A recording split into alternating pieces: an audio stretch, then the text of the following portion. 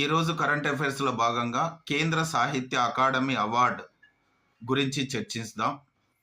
కేంద్ర సాహిత్య అకాడమీ అనేటువంటిది 1954లో ప్రకటించబడినప్పటికీ 1955 నుంచి ప్రదానం చేస్తున్నారు.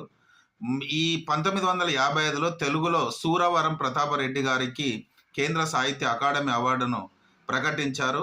అతను రచించినటువంటి ఆంధ్రుల సాంఘిక చరిత్ర అనేటువంటి పుస్తకానికి లభించింది.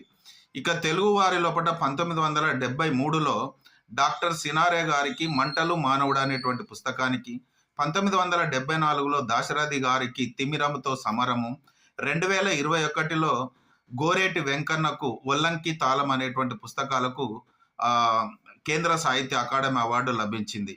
కేంద్ర సాహిత్య అకాడమీ అవార్డు 2025కి గాను తెలంగాణకు చెందినటువంటి నందిని సిద్ధారెడ్డి గారికి లభించింది. ఇతని పుస్తకం అయినటువంటి ఆనిమేష అనే కవితా సంపుటికి ఈ అవార్డు లభించింది. నందిని సిద్ధారెడ్డి గారు 1955 జూన్ 12న సిద్దిపేట జిల్లా కొండపాక మండలము బందారం అనేటువంటి గ్రామంలో జన్మించారు. వీరికి 2010లో నాగేటి సాలల్లో నా తెలంగాణ అనేటువంటి పాటకు గాను నంది అవార్డు లభించింది. అదేవిధంగా 2017లో వీరు తెలంగాణ సాహిత్య అకాడమీకి మొట్టమొదటి చైర్మన్గా పనిచేశారు.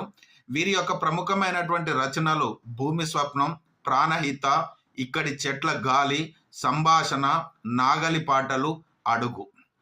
Thank you all of you.